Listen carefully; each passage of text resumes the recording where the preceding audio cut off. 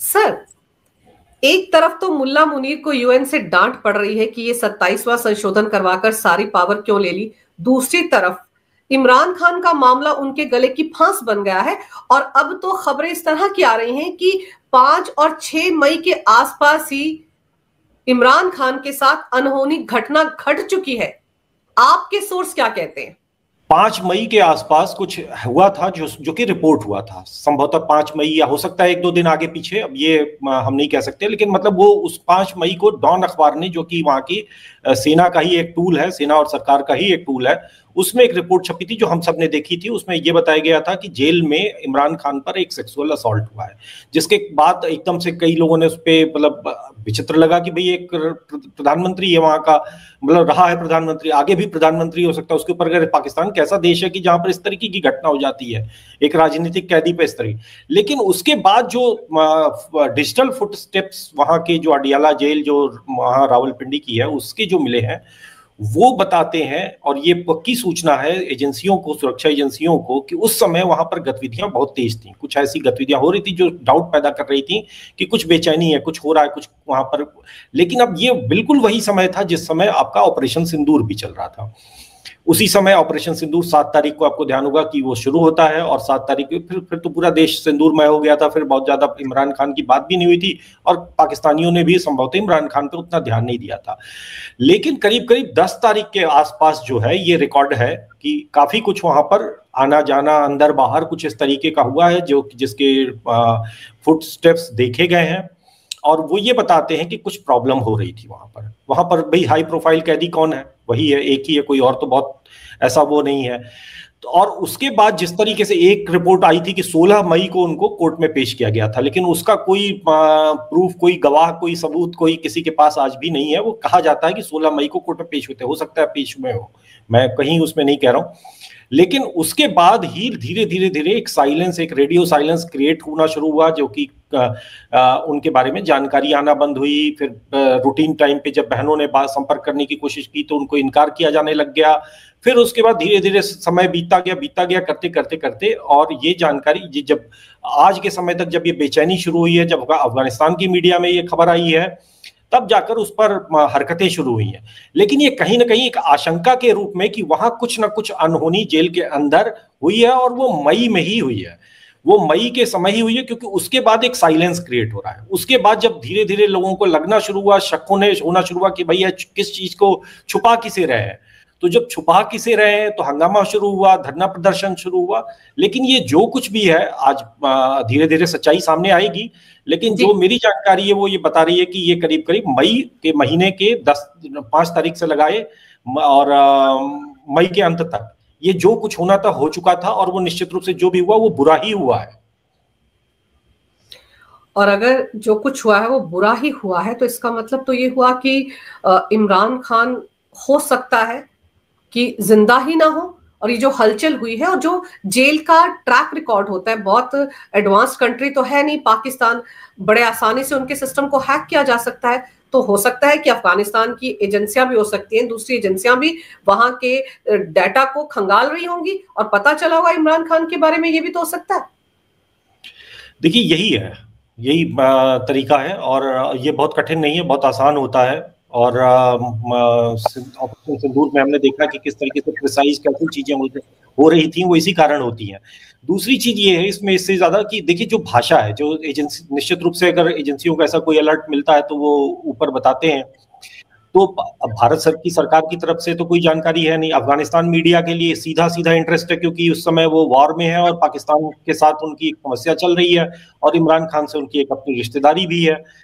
तो उन्होंने सबसे पहले इस चीज को, इस जानकारी को एक सार्वजनिक किया।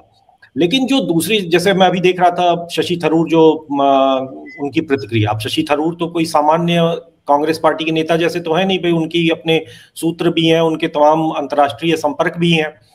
तो उनकी जो भाषा देखे, इफ अलाइव, जो उन्होंने लेख लिखा है, और उस लेख में जो उनकी पूरी भाषा, ऐसा लग रहा है जैसे वो ऑबिचुरी लिख रहे हों।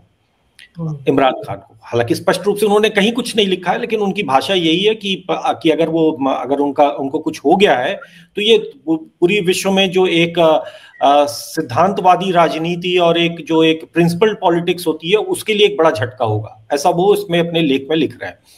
तो अब ये जो भाषा बता रही है कि भाई वो ऐसे किसी वही कयास में ऐसी कोई कॉन्स्पिरेसी थ्योरी के आधार पर वो लेख शशि थरूर जैसा व्यक्ति क्यों लिखेगा? तो कुछ तो है जो जल रहा है, जिसका धुआं लोग देख रहे हैं, और कहीं ना कहीं सूचनाएं भी हैं, लेकिन शायद कोई भी इस तरीके की चीजों पर कयास नहीं लगाना चाहता है और नहीं लगाना चाहिए। तो ये उस तरीके का कुछ विषय है। लेकिन जिस तरीके की बेचैनी आप उनकी बहनों के चेहरे पर देखें, जिस तरीके की बेचैनी आप पूरे परिवार पर देखें, आज जो है वो आज या कल की बात है कि उनके बेटे ने भी ट्वीट किया है, तो ये सब बता रहा है कि कुछ है जो गंभीर है। वरना तो अभी तक क्या समस्या थी? आप एक फोन पे बात करा देते, एक वीडियो जारी करा देते, आप वकील से मिलवा देते, रिश्तेदारों से नहीं मिलवाते, परिवार से नहीं मिलवाते। हालांकि वकील जो है कह रहे हैं नहीं कुछ नहीं हुआ है, जो उनके वकील हैं, जो इमरान खान के फैसल चौधरी हैं, तो वो कह रहे हैं कि नहीं कुछ नहीं हुआ है, सब ठीक है और उनकी तबीयत ठीक है।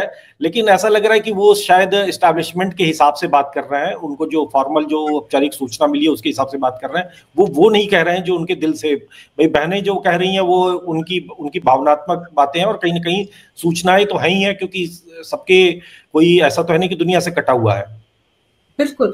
और जैसे आप कह रहे हैं उनके जो वकील हैं फैजल चौधरी, अगर उनको लग रहा है कि वो बिल्कुल सही सलामत है तो जेल में जाएं, मोबाइल ले जाएं, अपने साथ एक वीडियो बना ले और बाहर आकर दिखा दें कि देखिए बिल्कुल सही सलामत है।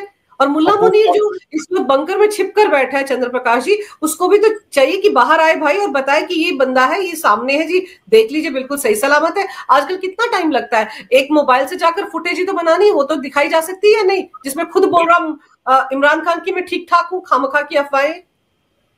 देखिए वही चीज है, क्योंकि ये एक गंभीर विषय है, क्योंकि एक बार इमरान खान के समर्थक हंगामा कर चुके हैं, सेना पे उनके हमले हो चुके हैं, तो ऐसा नहीं। और आज भी उनकी पॉपुलैरिटी, और इस समय तो भावनात्मक अगर ये विषय होगा, अगर आपका पता चलता है कि आपने हत्या ही कर दी, मार ही दिया, या अगर मान लीजिए कि आपने जहर दे दिया या किसी भी तरीके से कोई भी चोट पहुंचाई, तो तीनों परिस्थितियों में जो उसका भावनात्मक उबार होगा, जो गुबार होगा, जो जिस तरीके का प्रतिक्रिया मिल सकती है, वो तो निश्चित रूप से एक सेना के लिए समस्या हो सकता है, संभाला ना संभले। कब तक आप बंदूक लेके और 27वें संशोधन की आड़ में आप छुपोगे?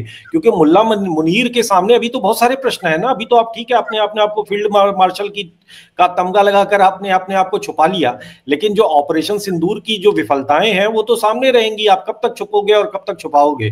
तो अभी ये सबसे अभी जो आपका पूरा तालिबान के साथ जो युद्ध की परिस्थिति है, उसमें भी वही शर्मिंदगी, वही बार बार आपके सामने आ रही है स्थितियां। और अगर ये होता तो ये कोड़ में खाज होगा उनके लिए। पर एक चीज और है ना कि 27वें संशोधन की जरूरत महसूस ही क्यों हुई? इसका मतलब साफ है कि कोई बड़ा कांड ये कर बैठे हैं और इनको पता है कि इनके खिलाफ कोई कानूनी कार्रवाई हो सकती है। उस डर के मारे उन्होंने 27वां संशोधन करवा लिया। खुद वो आज की तारीख में चीफ ऑफ डिफेंस फोर्सेस बन बैठे हैं और फिर वो लॉ के भी ऊपर चले गए, अबव द लॉ हो गए हैं। 2 जजों ने इसी के चलते इस्तीफा दे दिया पाकिस्तान की सुप्रीम कोर्ट में। तो ये सारी जो हरकतें कर रहे हैं मुल्ला मुनीर, वो यही शक तो पैदा करते हैं कि उन्होंने कोई ऐसी हरकत कर दी है जिसके चलते वो डरे हुए हैं। देखिए बिल्कुल, वो एक जैसे एक डिक्टेटरशिप होती है, तो अब तक जो डिक्टेटर्स हम देखते थे पाकिस्तान में, वो सारे डिक्टेटर्स कम से कम फौजी तो थे, ठीक है, हारे हुए पिटे हुए फौजी थे, लेकिन थे तो फौजी ही, दुनिया के नियमों से चलते थे।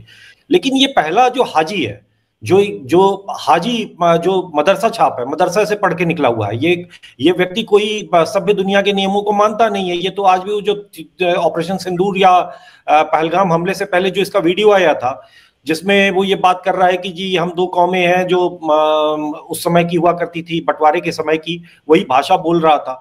तो उसकी जो मानसिकता है वो तो वही एक मौलवी और एक कट्टरपंथी, एक आतंकवादी और एक फौजी में कोई अंतर नहीं है।